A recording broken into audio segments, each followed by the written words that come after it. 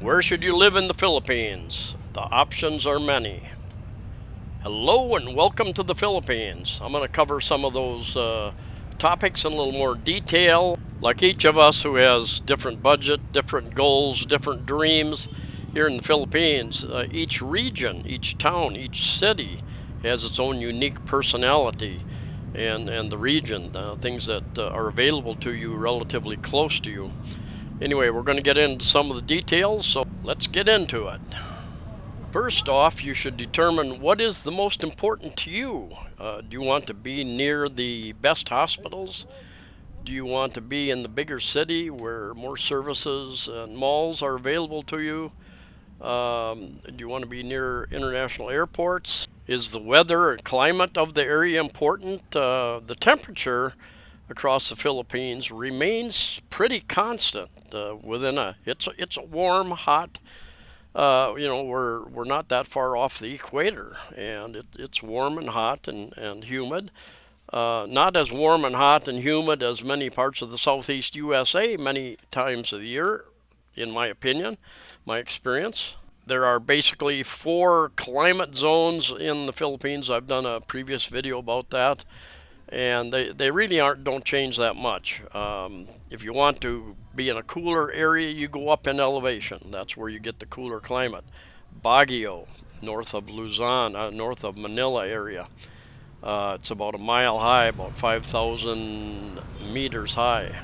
Valencia, up above in the mountains, up above Dumaguete City, which is very popular with expats. If cost of living is your most important priority, you probably want to live in a more rural area, a smaller town, at least outside of the big cities like Cebu City, where you will get more for your money. I understand that several of you will settle down, will move to the area where your girlfriend or boyfriend lives and their family. That's just the way it is. And some people say, well, move at least 2 islands away from the family. But in reality, that doesn't happen that often. And that will determine where you live. And nothing wrong with that, but consider that now. Another thing is the risk factors. There are a number of risk factors to consider wherever you're going to live in the world. One of those, in my opinion, the most serious, if you're talking local situations, is flooding, because it can rain, and it can rain a lot, even when there's not a typhoon. We can get some pretty long. In fact, yesterday, it rained all day and pretty much all night. And and last week when I was over on Bohol, we got alerts for what's called orange-red alert for heavy rainfall and red alerts for heavy rainfall. So if you live in an area that is flood prone, or that you have to drive through to get out of your area, go into town, get what you need, that can be a factor. It rains and floods all over the world, so flooding is not something that is new to the human population, of course. Typhoons, or what they're called in other parts of the country, hurricanes or cyclones, are another factor. And the choice that you make, if you live on that Pacific side, the eastern side of the islands, you are more apt to get hit by the typhoons. Now, when I first came here 2015, the first 12 months, I stayed up till over 3 in the morning waiting for the typhoon that was forecast to come through with heavy rain and high winds here in Cebu City. And nothing ever happened of it. So those outer islands catch the brunt of it, and just like in Florida and other parts of the world, when typhoons, hurricanes hit land, they oftentimes, not always, oftentimes lose much of their power, destructive power, their winds. We did have a big typhoon, Hainan, came through Yolanda that came through here in 2013. I wasn't here. It did some major damage, especially in the north third of Cebu Island, and a number of other islands as well. I experienced and put up videos of a typhoon Odette here. Just happened a little over a year ago in December 16th, 17th of 2020. That did major damage in Cebu City, Mactan, Bohol, and the outer islands as well. northern Mindanao, northeast Mindanao, Surigao Island, Surigao City, Surigao. They sound similar, but not. They're not. They're spelled differently.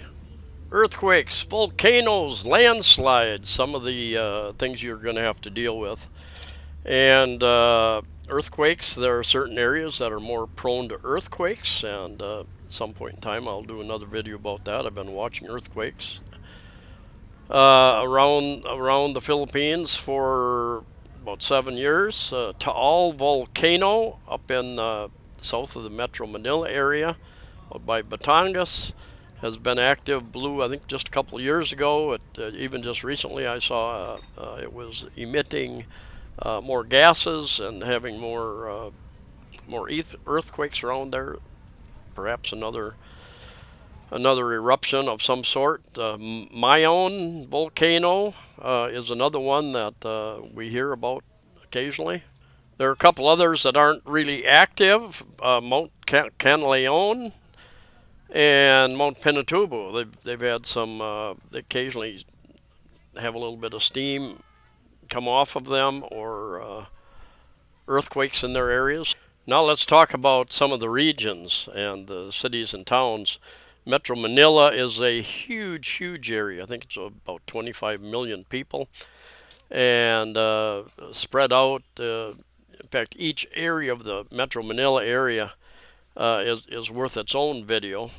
If you want to be near the best hospitals and the big metropolis where availability of so many things are more available than the smaller towns and cities, Metro Manila may be for you.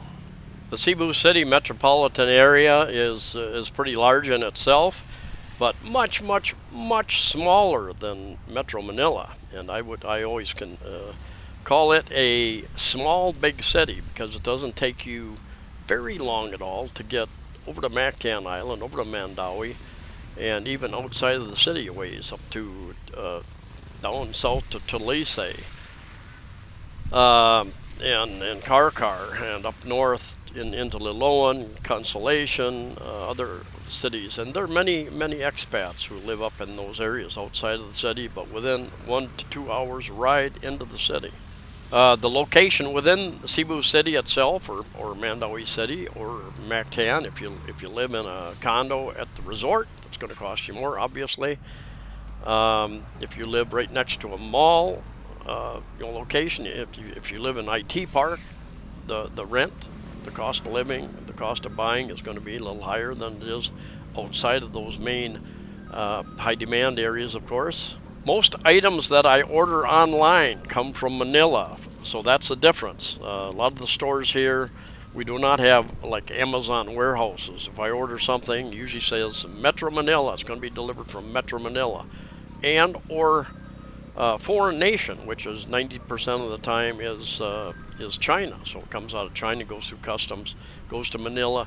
So it might take me a week or even 2 weeks to get a product. We have the Mactan Cebu International Airport on Mactan Island. Big, very busy. Got a new international terminal over there, and one of the main international terminals here in the Philippines. So it's a place a lot of people come into and then go tour over to Bohol, over to the number of Boracay Island, various places on different islands. Davao City on Mindanao is a favorite for some expats and surrounding area, and it is. I'm told it's cleaner and a little bit quieter than Cebu City. What I've been told by other expats who've lived there and visited there.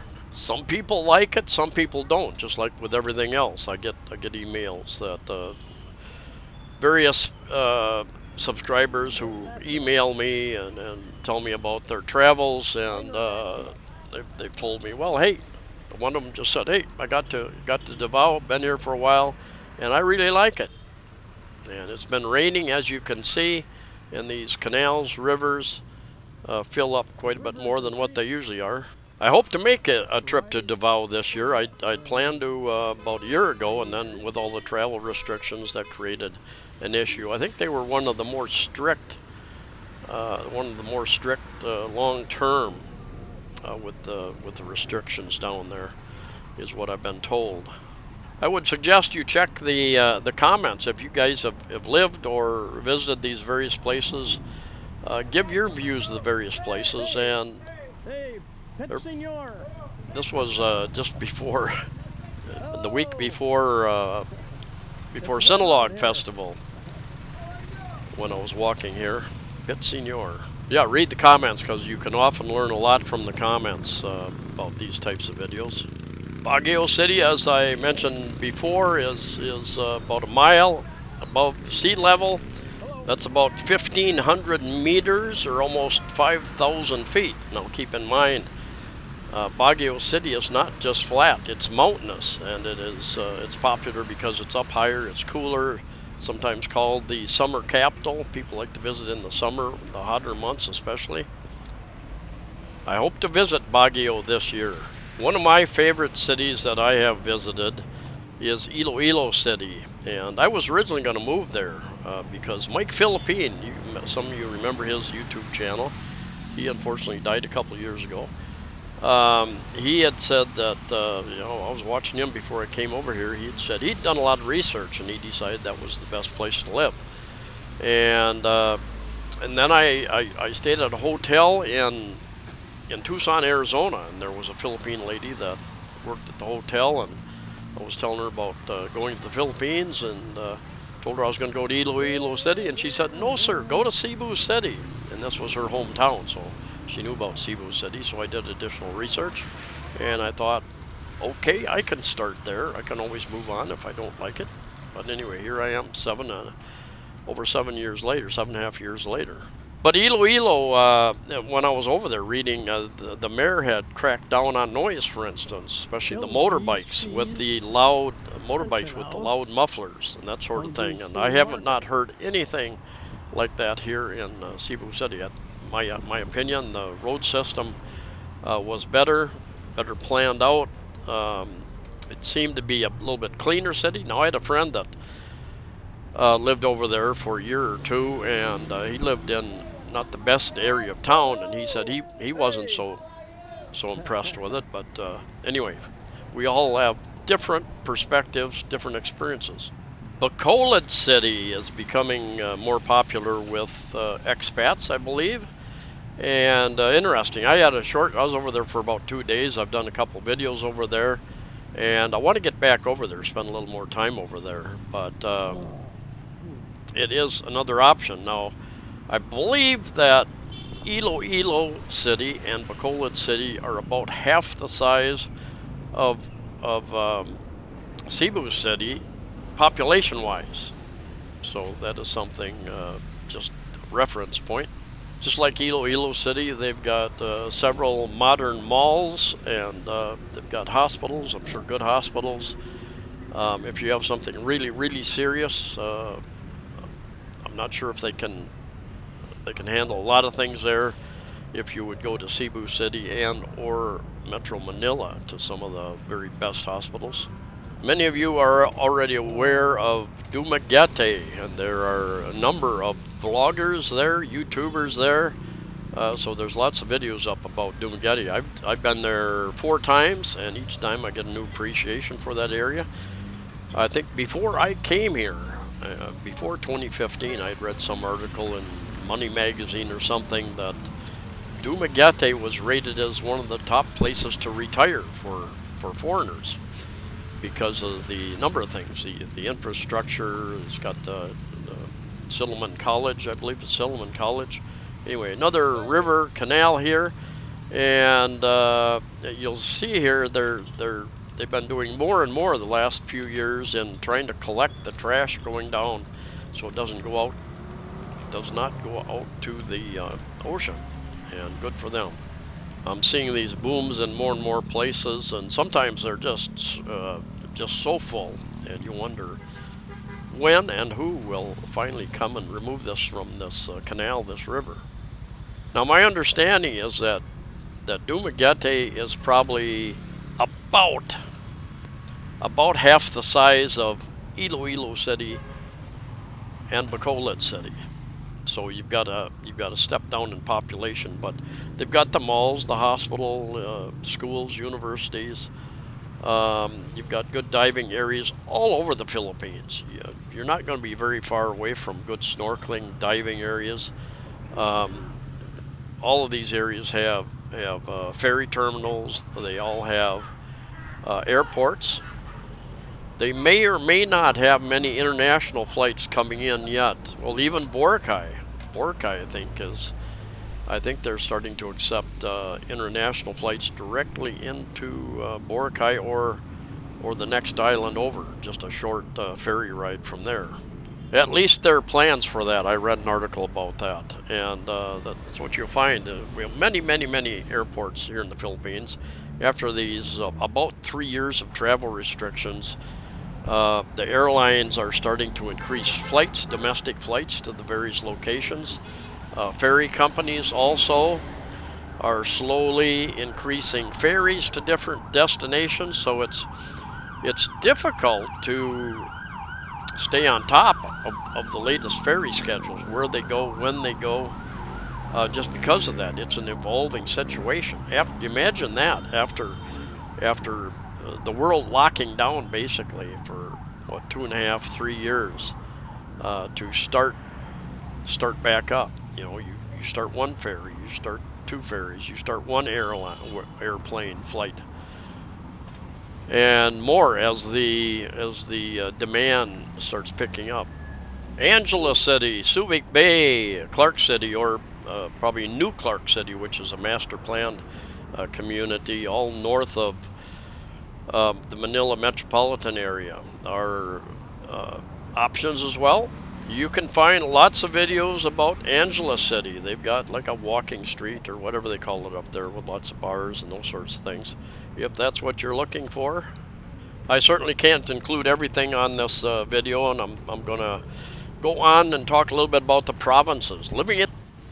Technically, everything is in the province in the Philippines, because the Philippines is divided up into provinces, much like the United States is divided up into states. So, but the term "the province," I've come to understand, often means outside of the city. And from the very beginning, people say, "Go find a girl in the province, sir. They're not corrupted by the big city yet." And that could be true. And what you'll find, there are many differences in the various provinces, the various islands.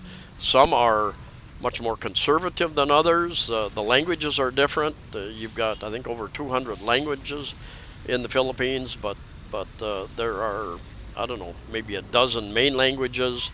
You've got Bisaya in the Visayas regions. You've got Tagalog or Filipino, and I'll do another bit about what is Filipino, Taglish, Tagalog. You've got Waray. You've got a number of different languages on the different areas. And I had a friend that was thinking about moving to Iloilo, I think, but is it Ilonggo over there? It's a different language, and his Filipino wife spoke Bisaya, so that she thought that might be an issue. In the 7 years I've been here, I've made several trips out to the province. Driving around Cebu Island in 5 days.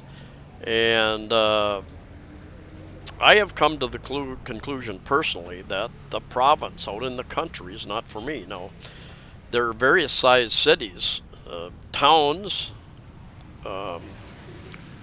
that you can choose from. And once you get out of the bigger cities, the Bacolods, the Iloilos, the Cebu City, the Davaos, the Baguios, there are medium-sized cities that you can get to that have malls, and they've got some of the things that you'd be looking for. I know a couple people live on islands close to Cebu, and once a month, twice a month, they come to Cebu to go to the S&R store or the Landers store, the other grocery stores, to get things they can't find on their islands. So that's an option.